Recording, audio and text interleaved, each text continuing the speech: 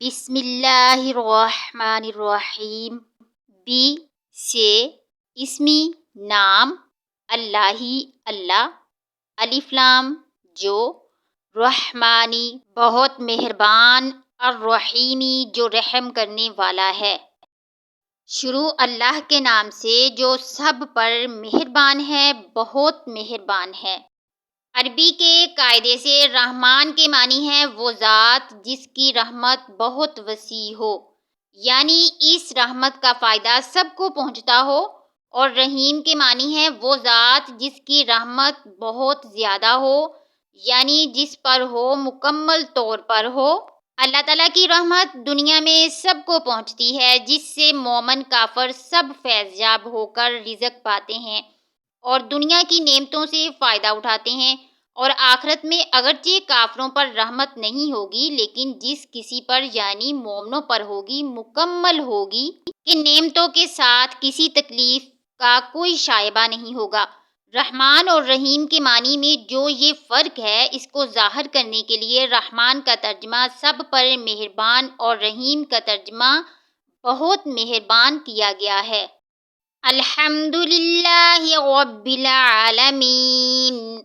الحمد تمام تعریفیں، للہ اللہ کے لیے، رب العالمین تمام جہانوں کا رب۔ تمام تعریفیں اللہ کی ہیں جو تمام جہانوں کا پروردگار ہے۔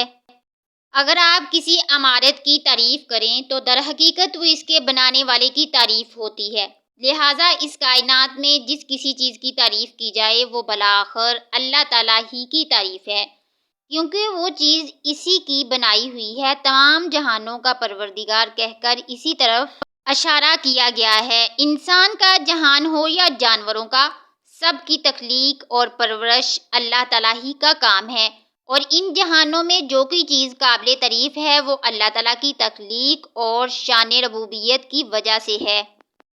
مالک یوم الدین، مالکی مالک، یوم دن الدینی بدلہ، جو روز جزا کا مالک ہے۔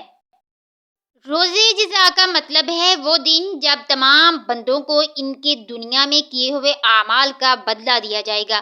یوں تو روز جزا سے پہلے بھی کائنات کی ہر چیز کا اصلی مالک اللہ تعالیٰ ہے، لیکن یہاں خاص طور پر روز جزا کے مالک ہونے کا ذکر اس لیے کیا گیا کہ دنیا میں اللہ تعالیٰ نے ہی انسانوں کو بہت سی چیزوں کا مالک بنایا ہوا ہے۔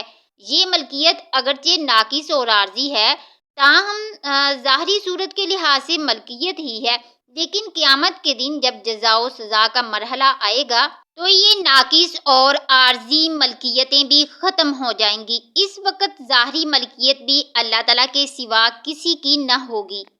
ایاک نعبد و ایاک نستعین، ایاک صرف تیری، نعبد ہم عبادت کرتے ہیں، اور ایاک صرف تجھ سے، نستعین ہم مدد چاہتے ہیں۔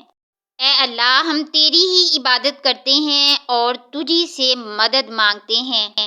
یہاں سے بندوں کو اللہ تعالیٰ سے دعا کرنے کا طریقہ سکھایا جا رہا ہے، اور اسی کے ساتھ یہ واضح کر دیا گیا کہ اللہ تعالیٰ کے سوا کوئی کسی قسم کی عبادت کے لائق نہیں، نیز ہر کام میں حقیقی مدد اللہ تعالیٰ ہی سے مانگنی چاہیے، کیونکہ صحیح معنی میں کارساز اس کے سوا کوئی نہیں۔ دنیا کے بہت سے کاموں میں بعض اوقات کسی انسان سے جو مدد مانگی جاتی ہے وہ اسے کارساز سمجھ کر نہیں بلکہ ایک ظاہری سبب سمجھ کر مانگی جاتی ہے۔ اہدنا الصراط المستقیم، اہدنا ہمیں ہدایت دے، الصراط راستہ کی، المستقیمہ سیدھا، ہمیں سیدھے راستے کی ہدایت عطا فرما۔ صراط الذین انعمت علیہم غیر المغضوب علیہم ولا الضالین۔ صراط راستہ، الذین ان لوگوں کا، انعمت تو نے انعام کیا، علیہم ان پر، غیر نہ، المغضوب غضب کیا گیا، علیہم ان پر، ولا اور نہ، الضالین جو گمراہ ہوئے، ان لوگوں کے راستے کی جن پر تو نے انعام کیا، نہ کہ ان لوگوں کے راستے کی جن پر غضب نازل ہوا، اور نہ ان کے راستے کی جو بھٹکے ہوئے ہیں۔